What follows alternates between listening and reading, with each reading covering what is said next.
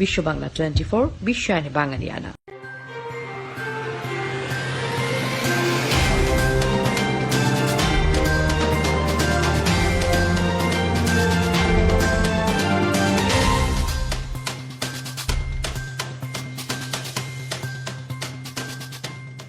আসসালামু আলাইকুম। বিশ্ব বাংলা 24 সংবাদে আপনাদের সবাইকে স্বাগত জানাচ্ছি। আমি সাদিক হোসেন।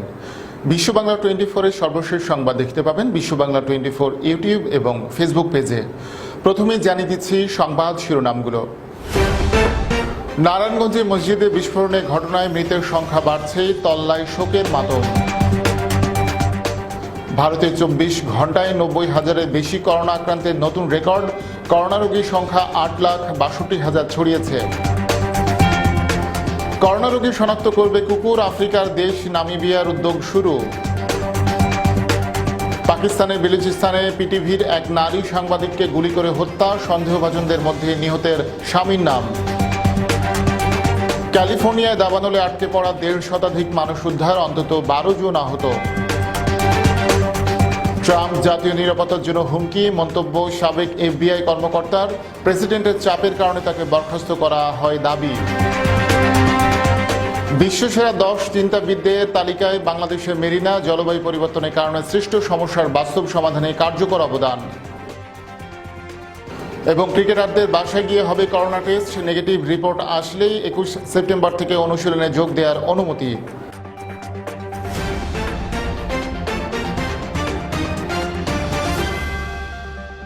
এতক্ষণ শুনছিলেন সংবাদ শিরোনাম, এবারে বিস্তারিত। নারায়ণগঞ্জ সদর উপজেলার ফতুল্লার পশ্চিম তল্লা এলাকায় বাইতুস সালাত জামে মসজিদে বিস্ফোরণের ঘটনায় মোট 25 জনের বেশি মানুষের মৃত্যু হল। শনিবার বিকেল পর্যন্ত 12 জনের মরদেহ নারায়ণগঞ্জে নিয়ে যাওয়া হয়। রাত 10টা পর্যন্ত এক শিশুসহ 10 জনের নামাজের জানাজা শেষে দাফন করা হয়। চোখের জলে প্রিয়জনকে দাফন করেন স্বজনরা। শুক্রবার রাত 8:45টার দিকে ফতুল্লার পশ্চিম তল্লা এলাকার বাইতুস সালাত জামে মসজিদে বিস্ফোরণ ঘটে। মুহূর্তের মধ্যে মসজিদের ভেতরে থাকা প্রায় 50 জনের মধ্যে আতঙ্ক ছড়িয়ে পড়ে। হুড়োহুড়ি করে বের হওয়ার চেষ্টা করেন তারা। তাদের মধ্যে দগ্ধ অবস্থায় 37 জনকে উদ্ধার করে Sheikh Hasina burn and plastic surgery ইনস্টিটিউটে ভর্তি করা হয়। ওই দিন রাত 12:30টার দিকে প্রথম মৃত্যু হয় জুয়েল নামের এক শিশুর। মৃতের তালিকায় রয়েছেন মসজিদের ইমাম ও মুয়াজ্জিনও। রোববার রাতে মারা যান মসজিদের ইমাম। এদিকে প্রাথমিকভাবে এসি নয়, গ্যাস লাইন থেকে মসজিদে বিস্ফোরণ ঘটেছে বলে জানিয়েছেন নারায়ণগঞ্জ ফায়ার সার্ভিসের উপসহকারী পরিচালক। এই ঘটনায় 3টি তদন্ত কমিটি গঠন করা হয়েছে। এর মধ্যে ফায়ার সার্ভিস একটি, তিতাস গ্যাস কর্তৃপক্ষ একটি ও জেলা প্রশাসন একটি তদন্ত কমিটি গঠন করেছে। ভারতে দৈনিক কোভিড সংক্রমণের সব রেকর্ড ভেঙে গিয়েছে। গত 24 ঘন্টার দৃষ্টিতে করোনায় আক্রান্ত হয়েছে 90,000-এরও বেশি মানুষ। অবশ্য সুস্থ হয়েছেন প্রায় 74,000। ভারতে এখন করোনা রোগীর সংখ্যা 8,62,000 ছড়িয়েছে। এ নিয়ে দেখুন একটি ডেস্ক রিপোর্ট। ভারতে গত 24 ঘন্টায় করোনায় আক্রান্ত হয়েছেন 90,632 জন। মৃত্যু হয়েছে 1,065 জনের, আর সুস্থ হয়েছেন 73,642 জন। দেশটিতে সুস্থতার হার 77.32%, আর মৃত্যু হার 1.72%। ভারতের কোভিড পরিসংখ্যানে শীর্ষে রয়েছে মহারাষ্ট্র। এখানে করোনা আক্রান্তের সংখ্যা 8,63,000 ছাড়িয়েছে। এখন পর্যন্ত কোভিড সংক্রমণে মহারাষ্ট্রে মৃত্যু হয়েছে 25,964 জনের, সুস্থ হয়েছেন 6,25,000-এর বেশি। দ্বিতীয় স্থানে রয়েছে অন্ধ্রপ্রদেশ। এখানে এখনো পর্যন্ত করোনায় আক্রান্ত হয়েছেন 4,06,000-এর বেশি। সংক্রমণে মৃতের সংখ্যা মোট প্রায় 4,500। তৃতীয় স্থানে রয়েছে তামিলনাড়ু, চতুর্থ স্থানে কর্ণাটক, পঞ্চম স্থানে উত্তরপ্রদেশ এবং ষষ্ঠ স্থানে রয়েছে রাজধানী শহর দিল্লি। এখানে করোনা আক্রান্তের সংখ্যা 1,85,000 ছাড়িয়েছে। মৃত্যু হয়েছে 4,500-এর বেশি মানুষের। ডেস্ক রিপোর্ট, বিশ্ব বাংলা 24। ক্লিনিক্যাল ট্রায়ালের সবগুলো ধাপ সম্পূর্ণ করে সুরক্ষা ও কার্যকারিতার বিষয়ে নিশ্চিত না হওয়ার আগ পর্যন্ত করোনা ভাইরাসের টিকা অনুমোদন না দিতে সরকারগুলোর প্রতি আহ্বান জানাতে যাচ্ছে 3টি মার্কিন ওষুধ কোম্পানি। এ নিয়ে ফাইজার, জনসন অ্যান্ড জনসন ও মডার্নার মতো কোভিড টিকা প্রস্তুতকারক সংস্থাগুলি একটি যৌথ বিবৃতি দিতে যাচ্ছে। সপ্তাহে এই বিবৃতি প্রকাশ করা হতে পারে বলে বিষয়টির সঙ্গে সংশ্লিষ্ট 2 কর্মকর্তা নিষেধ করেছেন। তাদের বক্তব্য, 3 দফার ক্লিনিক্যাল ট্রায়ালের চূড়ান্ত পর্বের পরীক্ষা নিরীক্ষা পরীক্ষায় পাশ করলেই পুরোপুরি নিশ্চিত হওয়া যাবে এই কোভিড টিকাগুলো শতভাগ নিরাপদ ও কার্যকরী কিনা।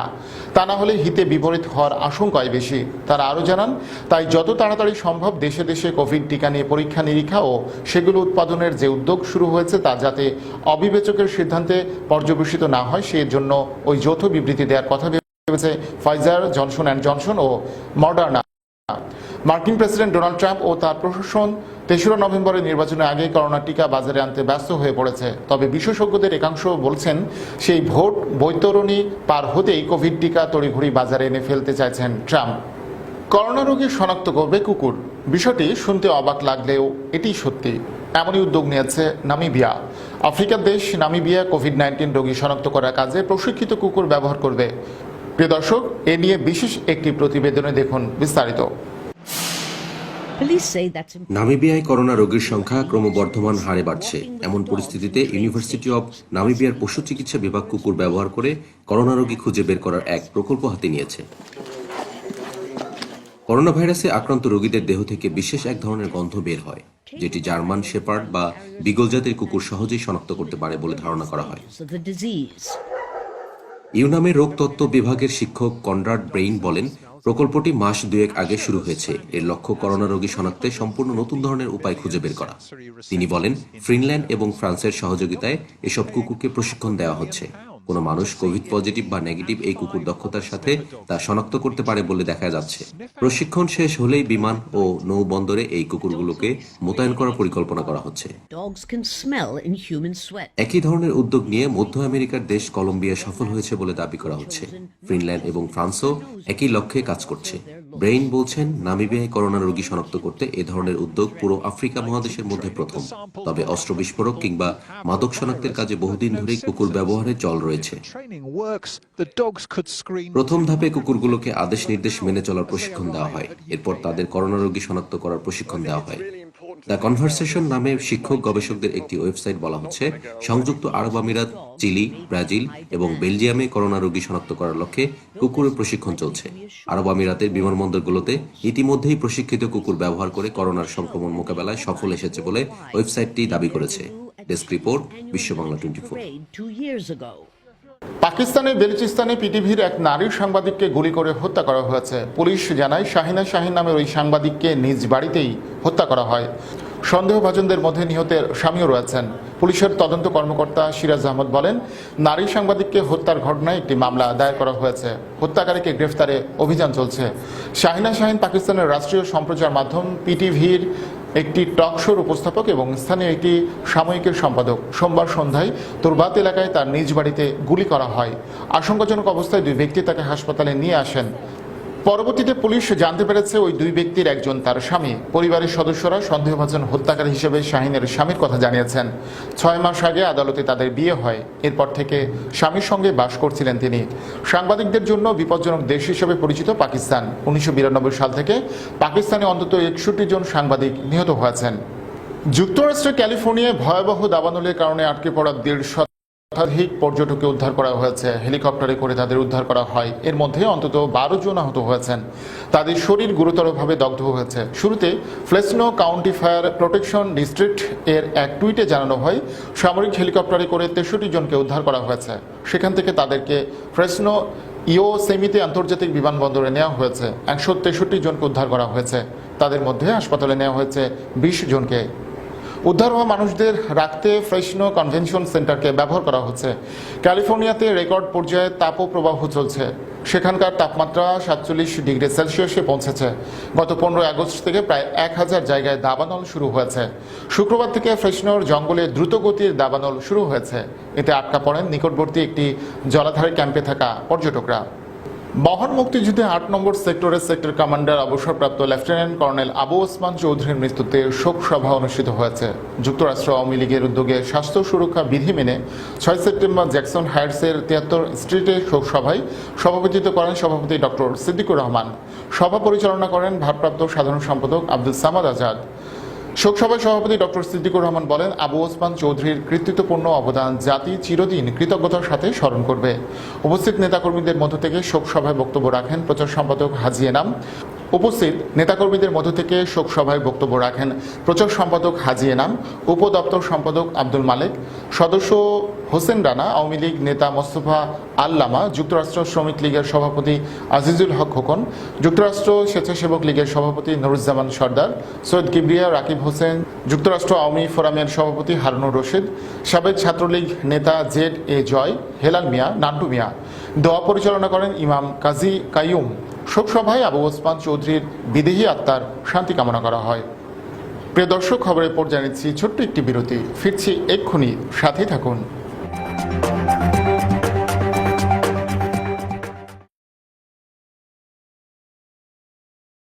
প্রতিটি মানুষের স্বপ্ন পূরণে সহায়তা করা নেক্সট ড্রিমের লক্ষ্য।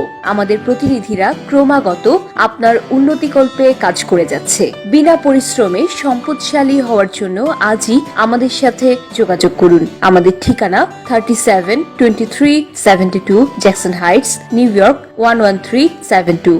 ফোন করুন 9293574245 অথবা 7183161949 এই নম্বরে। Email nextdreamllc@gmail.com। মহামারী করোনা ভাইরাস থেকে বাঁচতে করণীয়: অপ্রয়োজনে বাড়ির বাইরে যাওয়া বন্ধ করুন। ঘরের বাইরে মাস্ক ব্যবহার করুন। গণপরিবহন এড়িয়ে চলার চেষ্টা করুন। ঘরে ফিরে হ্যান্ড ওয়াশ দিয়ে ভালো করে হাত ধুয়ে নিন। বাইরে পরা কাপড় দ্রুত ধুয়ে ফেলুন। প্রচুর পরিমাণে ভিটামিন সি যুক্ত খাবার খান এবং পর্যাপ্ত পানি পান করুন। ফলমূল সহ যে কোনো শাকসবজি ভালো করে ধুয়ে নিন। ঘর এবং কাজের জায়গা নিয়মিত পরিষ্কার করুন। মন প্রফুল্ল রাখতে নিয়মিত শরীরচর্চা করুন। শিশুদের মানসিক স্বাস্থ্য ভালো রাখতে যে কোনো কাজে তাদের পাশে থেকে উৎসাহ দিন।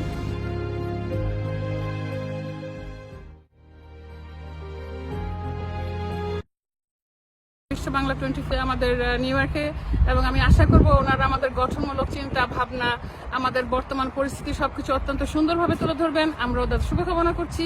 আমরা সবাই মিলে চাচ্ছি যে এই টিভিটা আরো এগিয়ে যাক। ওরা নতুন শুরু করেছে, আসেন ওদের সবাইকে আমরা একটা উৎসাহ দিই। ইনশাআল্লাহ আমাদের প্রোগ্রামে দেখা হচ্ছে বিশ্ব বাংলা 24।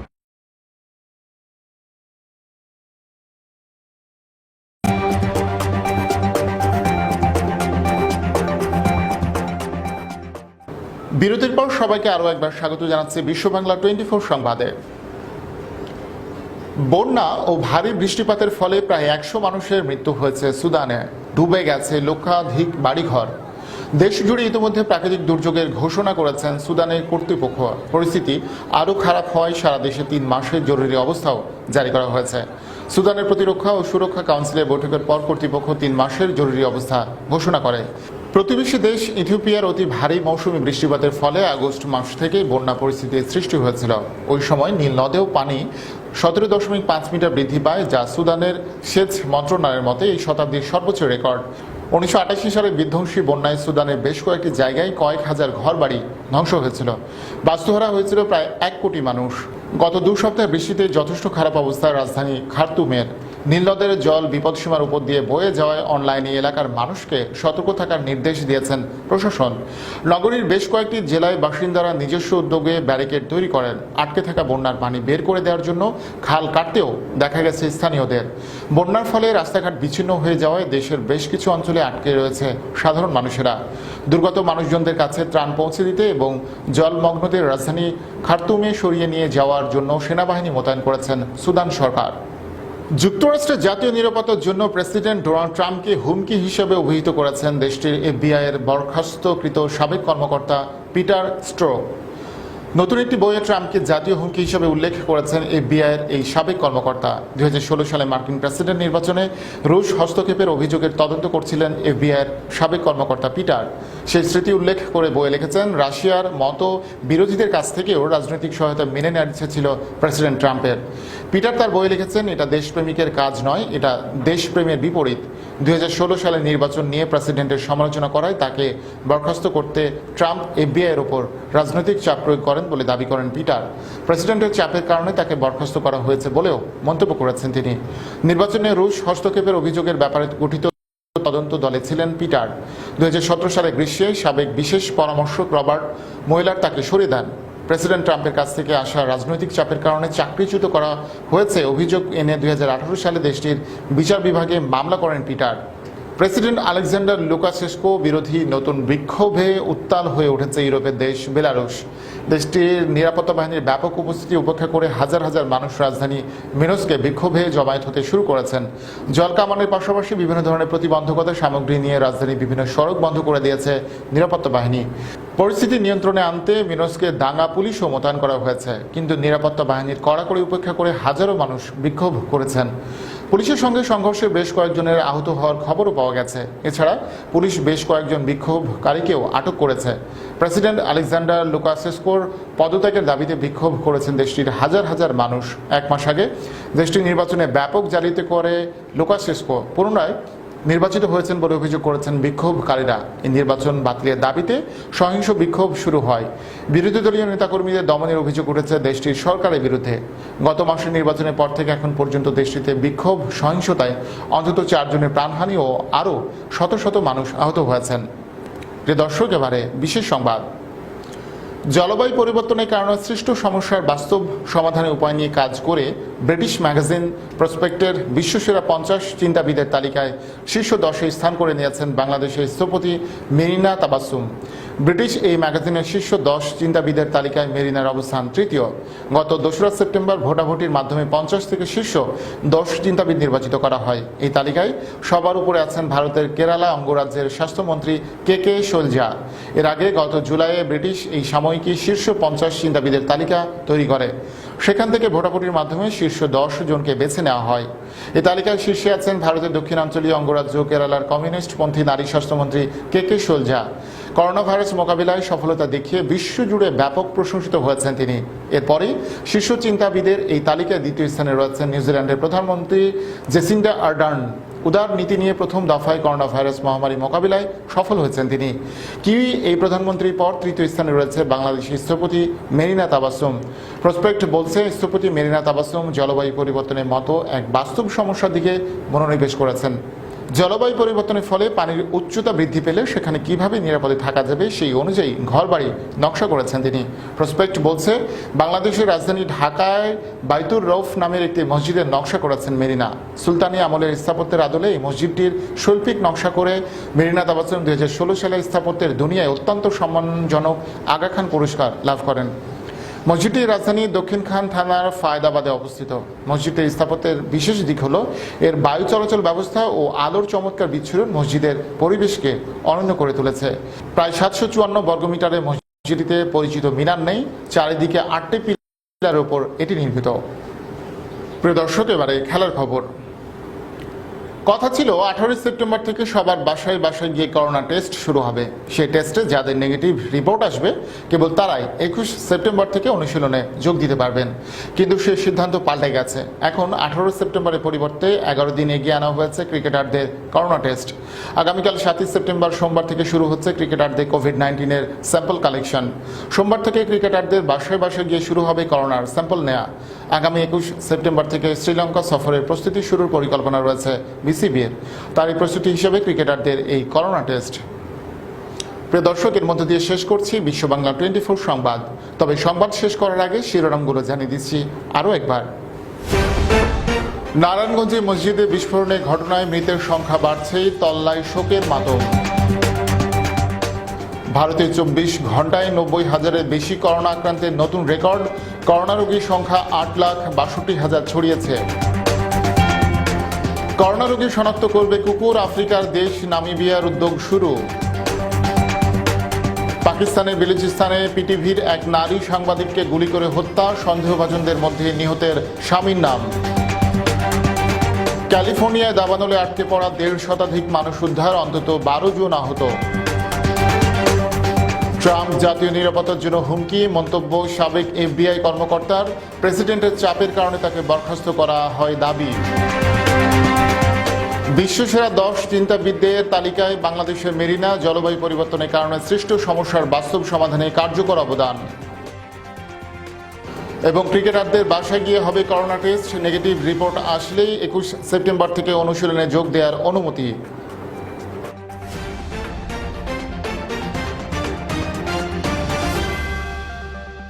এতক্ষণ সাথে থাকার জন্য ধন্যবাদ সবাইকে। আরও একবার বিশ্ব বাংলা 24 সংবাদ দেখার আমন্ত্রণ জানিয়ে শেষ করছি এখনকার সংবাদ আয়োজন। প্রিয় দর্শক, করোনা ভাইরাস থেকে বাঁচতে স্বাস্থ্যবিধিগুলো মেনে চলুন, নিরাপদ ও সুস্থ থাকুন।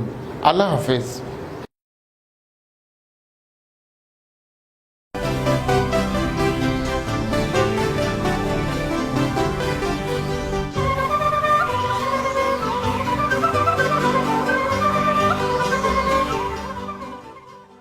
বিশ্ব বাংলা 24 বিশ্বায়নে বাঙালিয়ানা।